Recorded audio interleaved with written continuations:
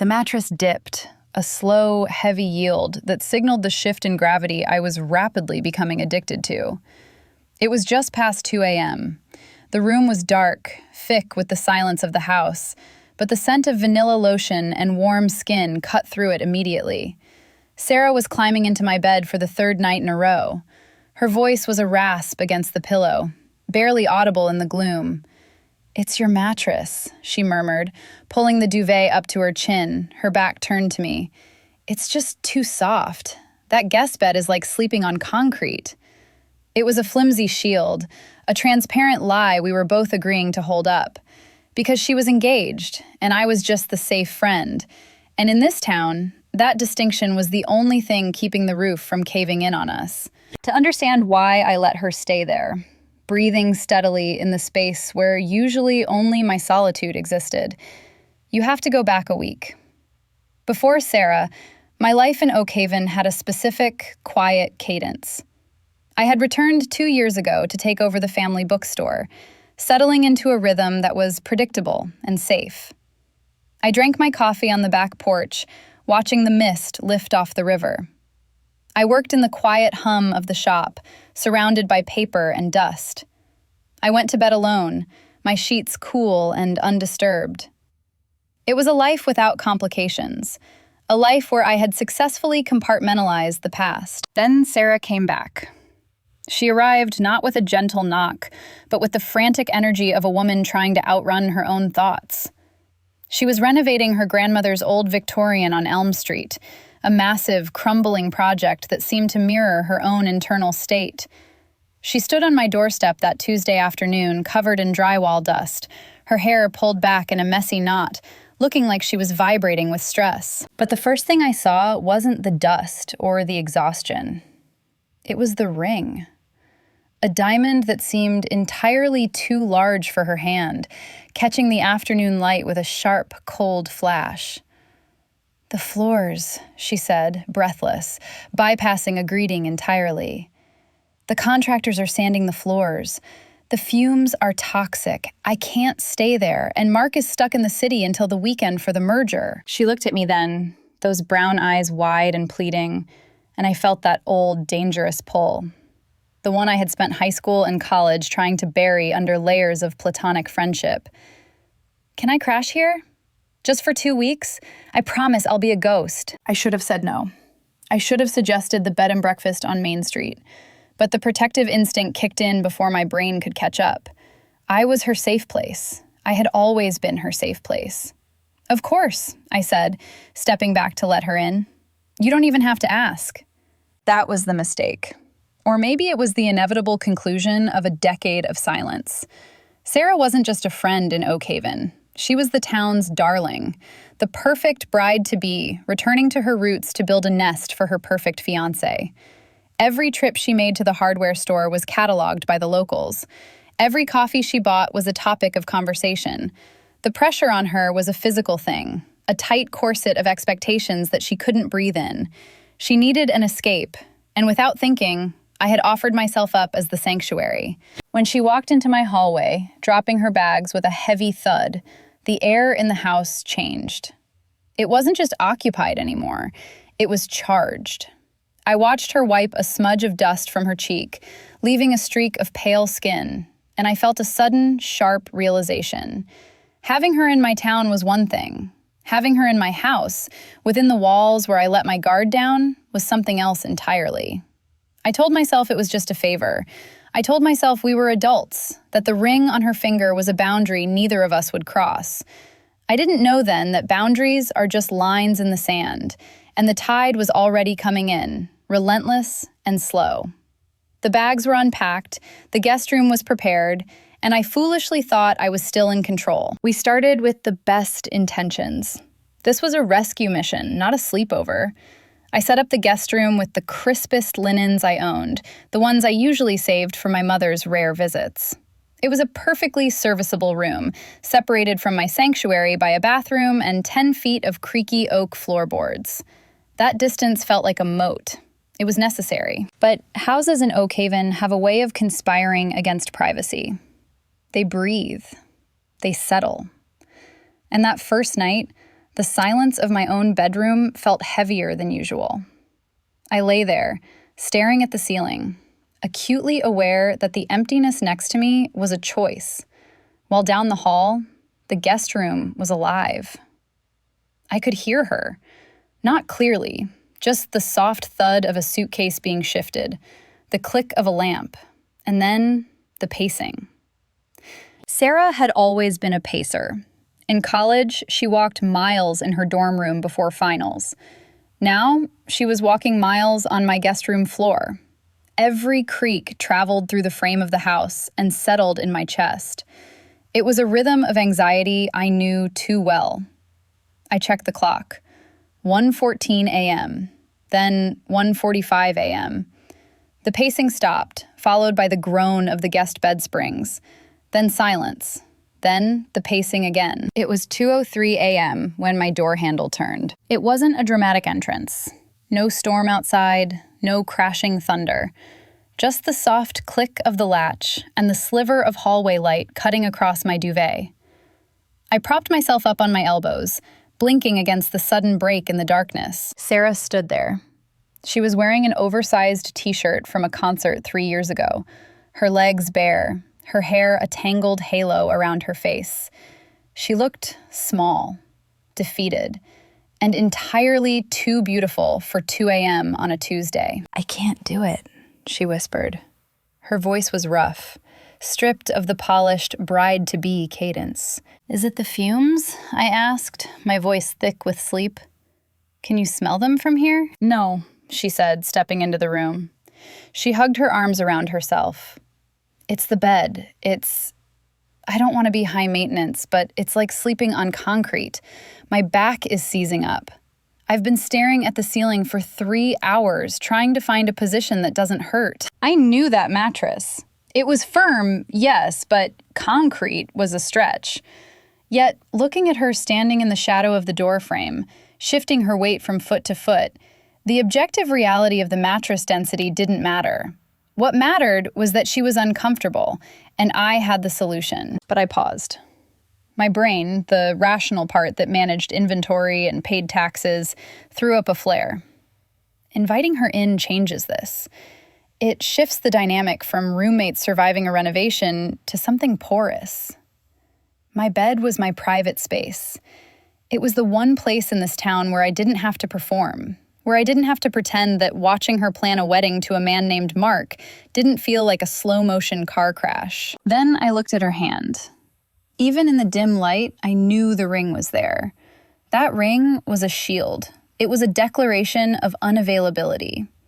We were adults. We were friends. Friends share beds when one option is terrible. Making it weird would be on me. To say no would be to admit that I didn't trust myself, and I wasn't ready to admit that, not even in the dark. "Come here," I said, shifting to the far left side. It was a surrender, disguised as hospitality. "Are you sure?" she asked, though she was already moving. "It's a king," I said, patting the empty expanse of duvet. "Ample space. Bring your pillow." She disappeared for 10 seconds, the longest 10 seconds of my life, and returned with her pillow tucked under her arm. She closed the door behind her, sealing us in. The room suddenly felt very small, the air thinning out. When she climbed in, the mattress dipped under her weight, and the world shrank down to that rectangle of cotton and springs. She let out a long, shuddering breath as she settled into the softness, her back to me, maintaining a careful 6 inches of distance. "Oh my God," she groaned into the pillow. "This is heaven. Thank you." "Go to sleep, Sarah," I murmured, staring at the back of her head. But I knew sleep was a long way off. The barrier was gone. She was here. And the space between us was charged with enough static to light up the entire town. The first 10 minutes were a study in rigid geometry. We lay there like two statues toppled onto a soft surface, parallel lines determined never to intersect. I was clinging to the left edge of the mattress, my shoulder practically hovering over the floor, creating a demilitarized zone of flannel and down between us. The darkness in the room felt heavy, magnified by the sudden, intrusive intimacy of her presence. I focused on my breathing, trying to force it into a slow, rhythmic cadence that mimicked sleep. But my heart was hammering against my ribs like a trapped bird. Every tiny movement she made, the rustle of the duvet, the shift of her hip, the soft sigh as she settled deeper, sent a shockwave through the mattress springs that registered directly in my spine. It was agonizing. It was the kind of hyper-awareness usually reserved for prey animals. But instead of danger, the threat was the overwhelming urge to roll over and close the gap. The air in the room had changed. It was no longer just cool night air. It was thick with her. The scent of that vanilla lotion she'd used since high school was everywhere, cloying and sweet, mixing with the faint, sharp tang of the sawdust that still clung to her hair. It was a quiet, devastating sensory assault. I stared at the shadowy outline of the window frame, counting the seconds, waiting for her breathing to even out, waiting for the tension to snap or dissolve. It took her 20 minutes. That was the unfairness of it. Sarah, with her renovation stress and her wedding planning chaos and her flimsy excuse about a hard mattress, dropped into sleep with the ease of a stone falling into a well. Her breathing shifted, deepening into a soft, rhythmic puff of air that I could feel against the back of my neck. And then the drift began. It started subtly, a relaxation of her limbs, a shift of her center of gravity. Asleep, Sarah had no boundaries. Asleep, she didn't have a fiance named Mark or a reputation to uphold in a small town that watched everything. Asleep, she just sought heat. I felt the mattress depress as she rolled onto her back. And then, slowly, inevitably, she turned toward me. The distance I had carefully engineered evaporated. Her knee brushed the back of my thigh, a light, accidental contact that felt like a brand. I froze, my lungs seizing up. I waited for her to recoil, to murmur an apology and retreat to her side. She didn't. Instead, she let out a long, contented sigh and settled closer. Her hand, loose and heavy with sleep, flopped onto the space between us, fingers inches from my spine. The heat radiating from her body was a physical weight, a warm front moving in to displace my cold reserve. In the safety of the dark, I let myself analyze the lie. The mattress is too soft. It was garbage. Sarah had slept on camping mats, on airport floors, on a futon in our college dorm that was essentially cardboard wrapped in denim. She was here because she didn't want to be alone. But knowing it was a lie made it dangerous. It meant we were both participating in a fiction. I didn't sleep that night. I lay there, suspended in the amber of the moment, listening to the house settle and feeling the warmth of her body seep into mine. I memorized the cadence of her breath. I cataloged the way the moonlight shifted across the room, marking the hours I spent trying not to move, trying not to want, trying to pretend that this proximity wasn't the only thing I had wanted for 10 years. The danger wasn't just that we would touch. The danger was that it felt right. It felt like the puzzle piece finally clicking into place after years of forcing it into the wrong spot. And as the gray light of dawn began to bleed through the curtains, bringing the reality of the morning with it, I knew I was in trouble. The night was over, and the excuse had served its purpose, but the craving it awakened wasn't going back to sleep. I must have drifted off eventually, because the next thing I registered was the pale, unforgiving gray of early morning filtering through the blinds. The room was washed in a hazy light that made everything look softer than it had any right to be. And the weight. That was the first thing. The heavy, undeniable reality of her leg thrown over mine. Somewhere in the few hours of sleep I'd managed to steal, the carefully negotiated borders of the night had dissolved completely. We weren't just sharing a bed anymore. We were entangled. Her arm was draped across my stomach, her hand resting just above my hip bone, fingers curled loosely into the fabric of my t-shirt. My face was buried in the chaotic mess of her hair. I breathed in, and my lungs filled with vanilla and the warm, musky scent of sleep. For a fragile, terrifying second, I didn't move. My brain, still foggy, registered this as correct. The comfort hit before the panic. I wanted to lean into it, to close the tiny remaining gap between our chests. Then the logic kicked in. The engagement. The town. The lie. I froze, trying to calculate how to extract myself. But the moment I tensed, she stirred. She made a low, humming sound in her throat, tightened her grip on my waist for a heartbeat, a reflex that nearly stopped my heart, and then slowly began to retreat. The leg slid back. The arm withdrew. We untangled ourselves in a clumsy, silent dance of limbs, rolling away until we were back on our respective sides. "Morning," she croaked, voice rough. "Morning," I replied, staring at the dust motes dancing in the light. The danger should have passed when we got out of bed. It didn't. If the night was about the physical tension of proximity, the morning was about the emotional danger of domesticity.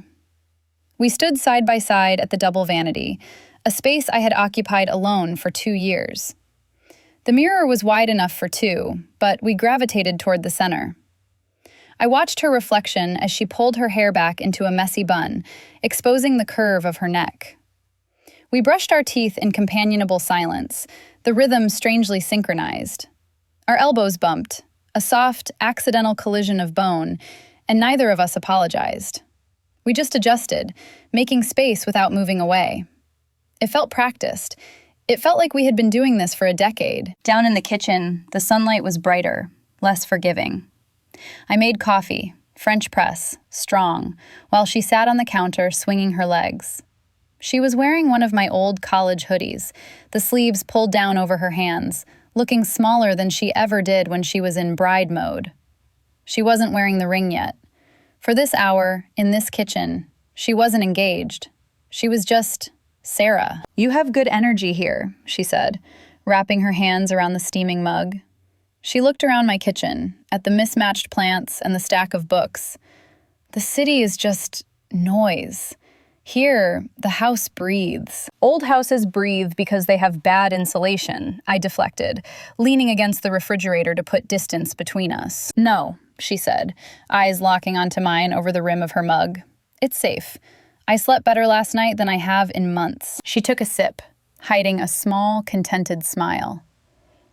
"Must be the mattress." "Must be," I agreed, my voice tight. We both knew it wasn't the mattress, but as long as we kept saying it, we could pretend. The bubble of domestic bliss had a shelf life, exactly as long as it took to open the front door.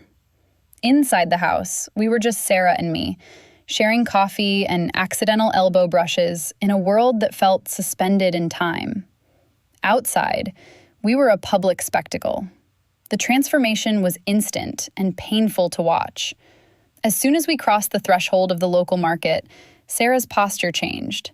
Her shoulders went back, the ring hand became prominent, and the smile, bright, brittle, and exhausting, was plastered into place. We were in the pasta aisle, surrounded by the mundane comfort of dry goods, when Mrs. Gable cornered us.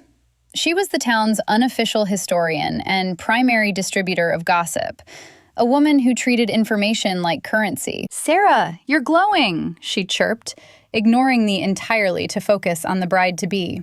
She leaned in, hungry for details. "How are the preparations? Is Mark getting eager?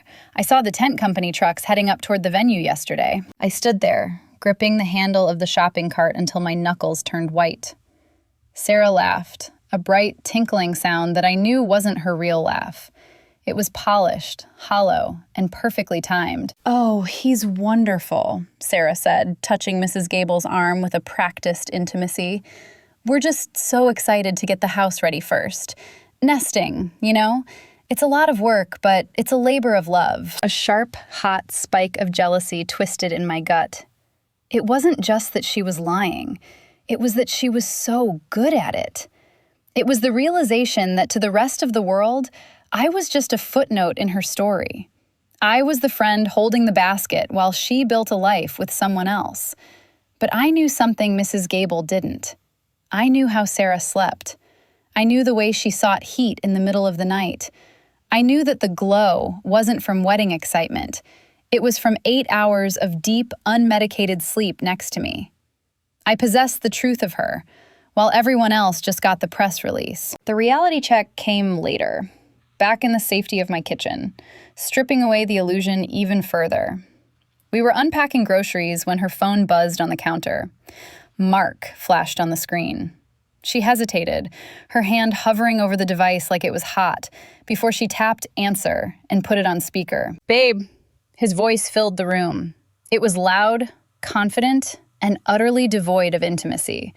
It sounded like he was calling from a boardroom, the connection clear, but the emotional distance vast. "I need you to sign off on the caterer's final head count by 3.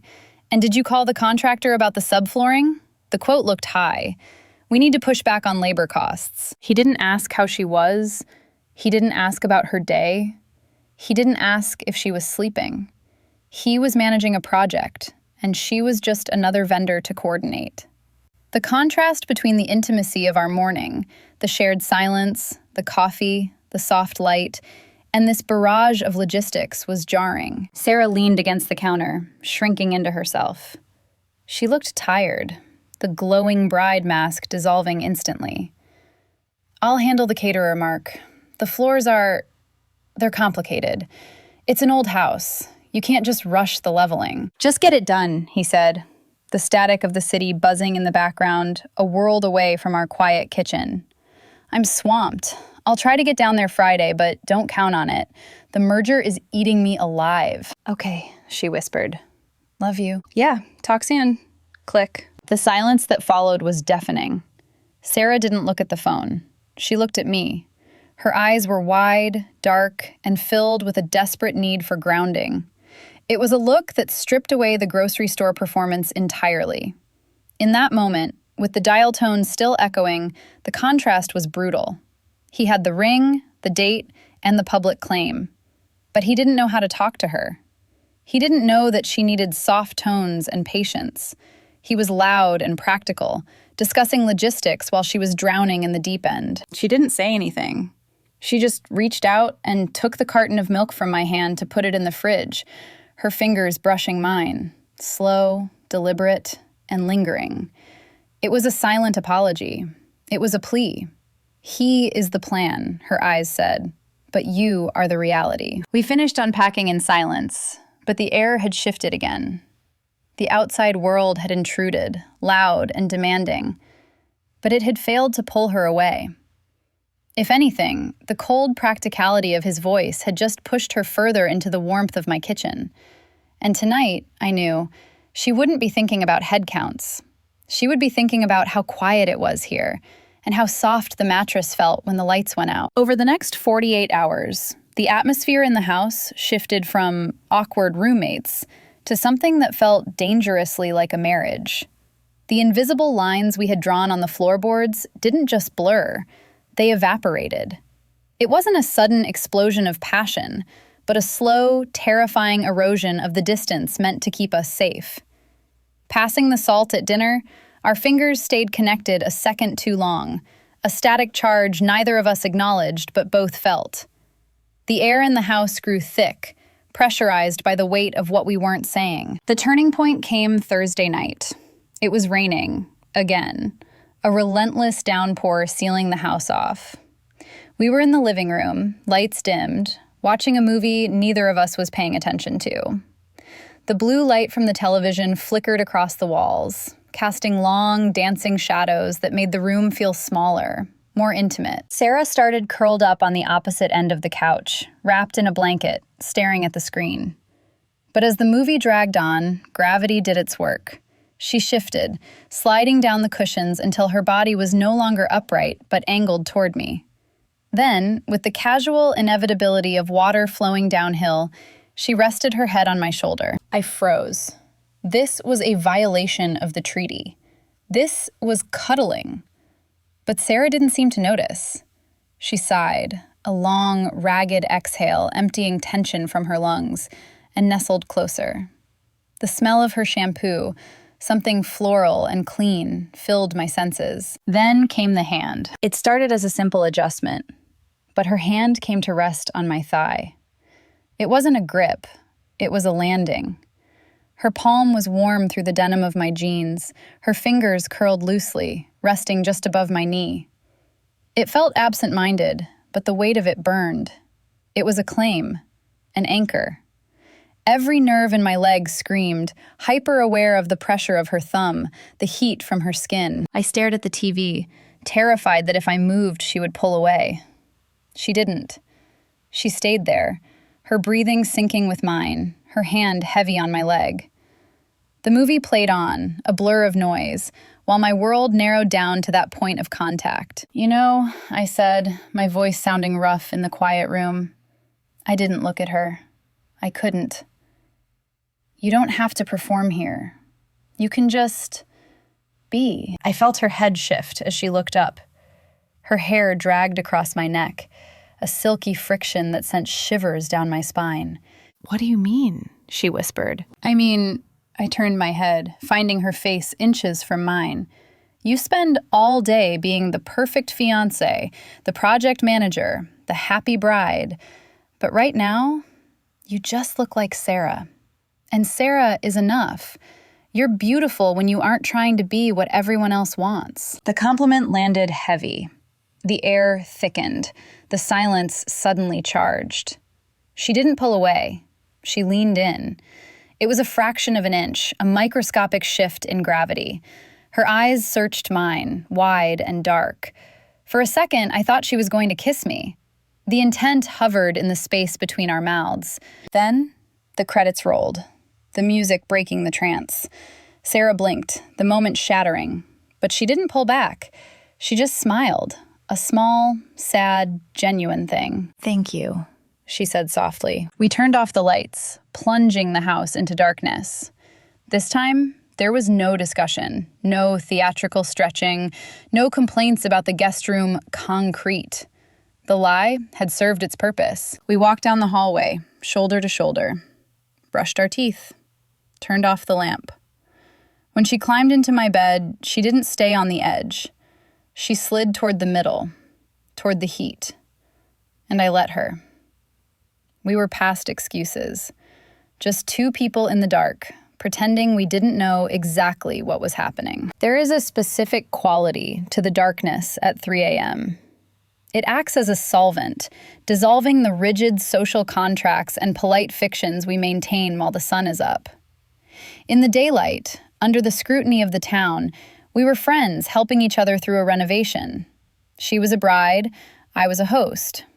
But in the deep, velvet silence of the middle of the night, those labels disintegrated.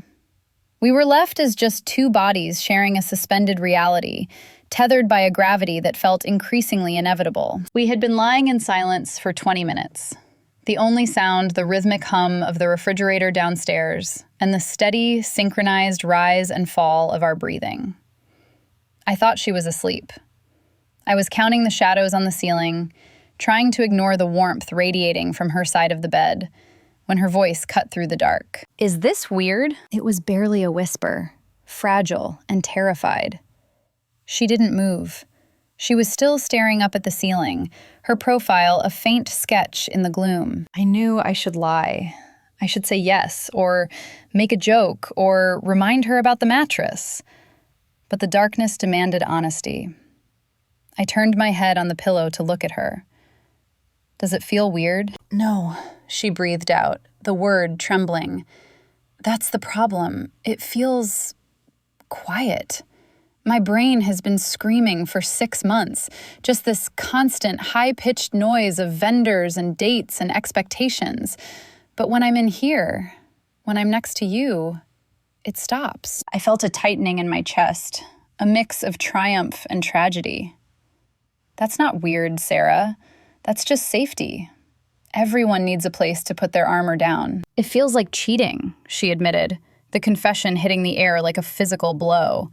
Not physically, but emotionally. I shouldn't feel safer here than I do in the house I'm building with him." She shifted then, the sheets rustling, a sound that seemed deafening in the quiet room. She turned onto her side to face me. The distance between us was less than a foot now. I could see the glint of her eyes, dark pools reflecting the scant light filtering through the blinds. "Why are you really renovating that house, Sarah?" I asked. It was a dangerous question, one that poked at the structural integrity of her entire life. She hesitated, her breath hitching. I thought if I stripped it down to the studs, if I made it perfect, I would feel ready. I thought if I fixed the floors, I'd fix the panic. But the house is getting beautiful, and I just feel trapped. You're not trapped, I whispered, though we both knew it was a lie. The invitations were sent, the deposits were paid, the town was watching. I am, she insisted, her voice cracking. I'm on a train that's going 80 miles an hour, and Mark is driving, and everyone is cheering on the platform, and I'm looking out the window, wishing I was somewhere else. She moved her hand, sliding it across the sheet until her fingers brushed against my wrist. It wasn't an accident this time. It was a lifeline. I wish I was here, she whispered. The realization washed over me, cold and clarifying. I wasn't just her friend. I wasn't just a temporary roommate. I was the alternative. I was the life she was afraid to want. Sarah wasn't sleeping in my bed because the mattress was soft. She was sleeping here because for 8 hours a night, she could pretend that she had chosen differently. She could pretend that the ring on the nightstand didn't exist, and that this, the quiet, the safety, the woman lying next to her, was her real life. You are here, I said, covering her hand with mine. Her skin was burning hot. I know, she said, her thumb tracing the line of my knuckles. But morning is coming. We lay there in the dark, hands clasped between us like a secret pact, listening to the wind pick up outside, knowing that with every tick of the clock, the safety of the night was running out. But for now, in this undefined space, she was mine. The storm broke 2 days later, mirroring the absolute catastrophe that had become of the wedding logistics. It wasn't a metaphor. The sky actually opened up, hammering the roof with a violence that made the old house shake. But the real storm was inside. Sarah was sitting in the middle of the bed, my bed, which had slowly, quietly become our bed, surrounded by a sea of cream-colored cardstock. The invitations. They were wrong. A typo in the date. A wrong font. It didn't matter what the specific error was, but to Sarah, it was the apocalypse. She wasn't crying gracefully. She was hyperventilating, the kind of panic that lives deep in the chest and makes it impossible to draw a full breath. It's a sign, she gasped, clutching a ruined RSVP card like a lifeline. Everything is fighting this. The floors, the rain, the paper. The universe is screaming at me to stop. I didn't say anything. Words were useless against this kind of tide. I just climbed onto the mattress, disregarding the boundary lines we had pretended to respect for a week. I pulled the cardstock from her trembling hands and tossed it onto the floor. Then I pulled her in. She didn't resist. She collapsed against me, burying her face in the crook of my neck, her hands gripping the fabric of my shirt so hard I could feel her nails. I held her. It wasn't the polite, pat-on-the-back comfort of a friend. I wrapped my arms around her, grounding her, pulling her weight against mine until the shaking stopped. We sat there for a long time, the only sound the rain lashing against the window and the ragged hitch of her breath against my skin. Slowly, the dynamic shifted. The panic receded, leaving something raw and exposed in its wake. Sarah pulled back, just enough to look at me. Her eyes were red-rimmed, her hair a mess, but the vulnerability in her expression was so potent, it felt like a physical touch. She didn't move away. She stayed there, straddling the line between comfort and desire, her hands resting on my shoulders. "You're the only thing that makes sense," she whispered. The admission hung in the air, heavy and terrifying. The air in the room thickened, charged with the static of the storm and the heat of our bodies. I looked at her lips, parted, trembling slightly, and then up to her eyes. She was looking at my mouth. There was nothing left to hide behind. I leaned in. It was instinct, pure and undeniable. She didn't pull back. She tilted her chin up, her eyelids fluttering shut. We were inches apart. I could feel the warmth of her breath on my face, smell the salt of her tears mixing with that maddening vanilla scent. The world narrowed down to the space between us. I was going to kiss her. I was going to cross the line that would detonate her entire life, and I didn't care. Then she froze. It wasn't a rejection. It was a paralysis. Her hands tightened on my shoulders, holding me in place. Her eyes snapped open, wide with sudden terror. The ring. I could feel the cold metal of the setting pressing against my collarbone where her hand rested. The weight of the town, the expectations, the history, it all crashed back into the room. "I can't," she breathed, the words barely audible. "Not yet. I can't be the person who does this." She pulled back, collapsing onto her pillow, turning her face away from me. But she didn't leave the bed. She didn't run to the guest room. She stayed right there, curling into a ball on her side of the mattress, terrified of what she wanted. I lay down next to her, staring at the dark ceiling, my heart hammering a frantic rhythm against my ribs. I knew then that we couldn't keep doing this. We were walking on a razor's edge, and we were both bleeding. The phone on the nightstand buzzed, lighting up the room with a harsh, artificial glare. I glanced over at the screen. "Mark. On my way. Be there Friday." The bubble hadn't just popped. It had been invaded. Mark arrived on Friday evening, like a weather system moving in. High pressure, loud, and impossible to ignore.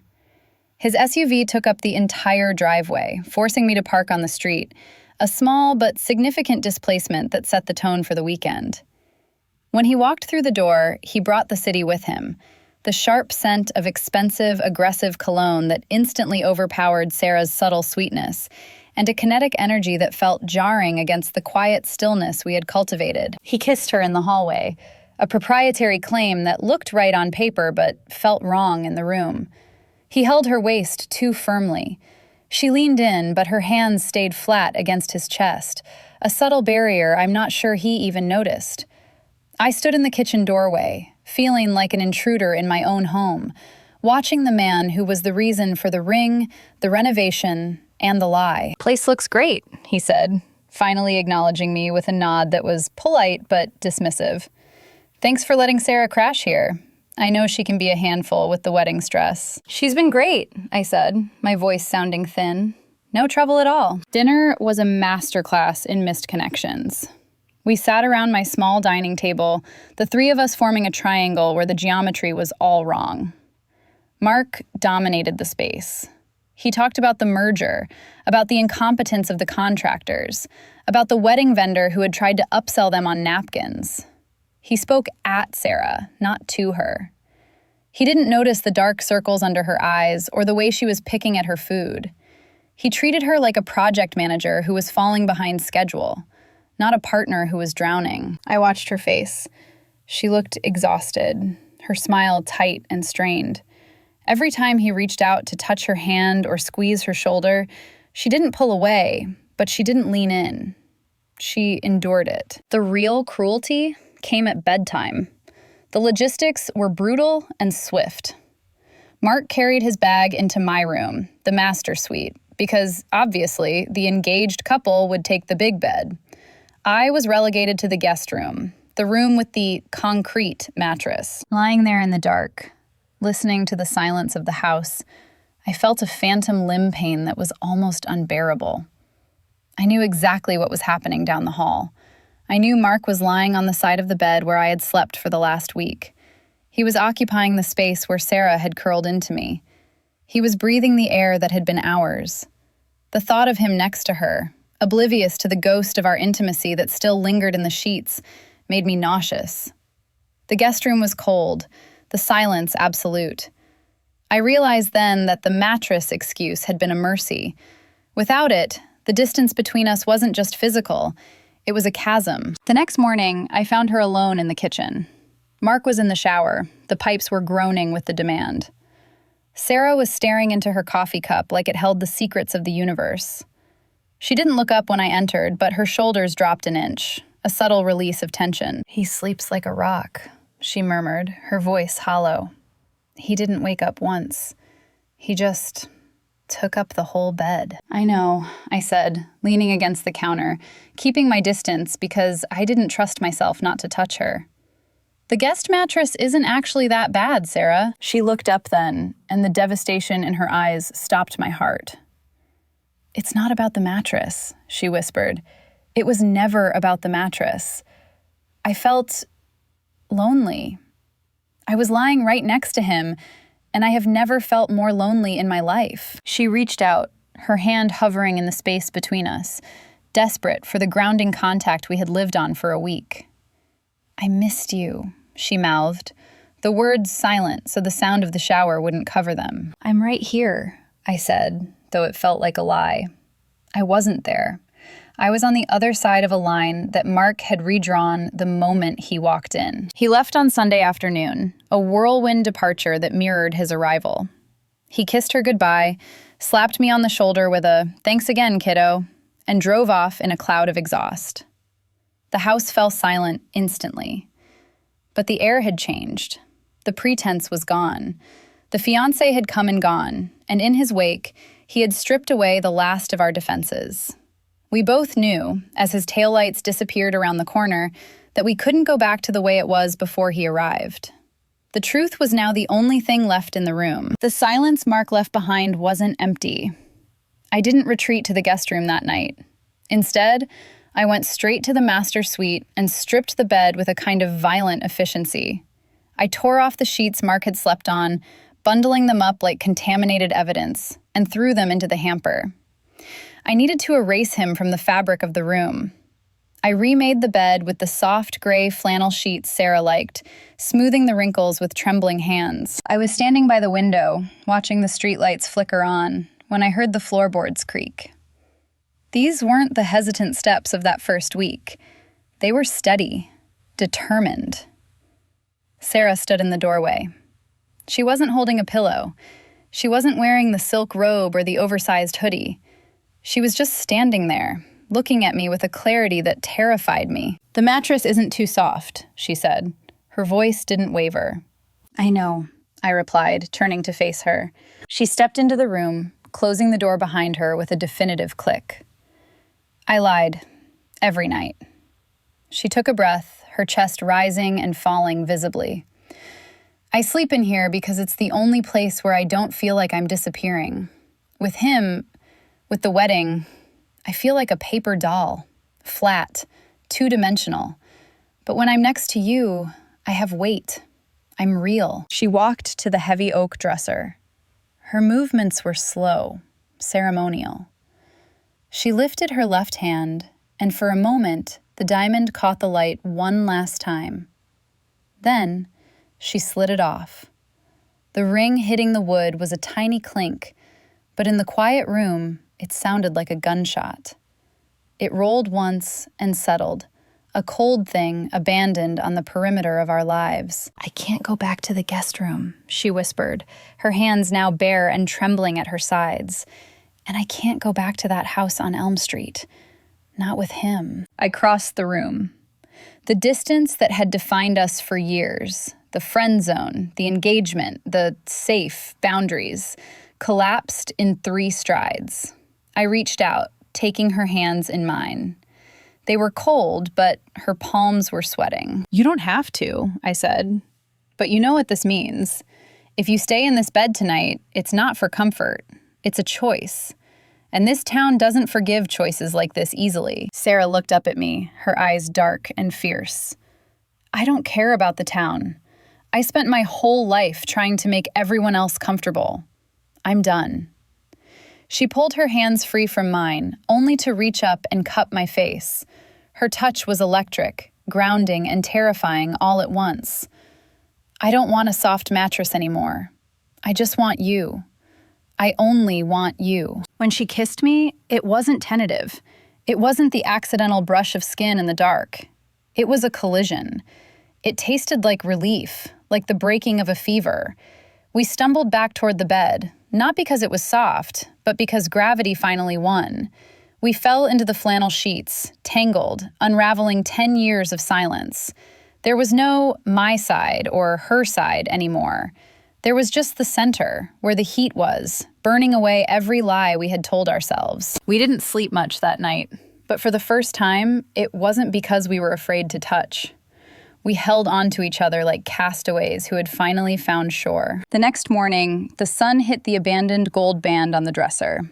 The chaos outside was waiting.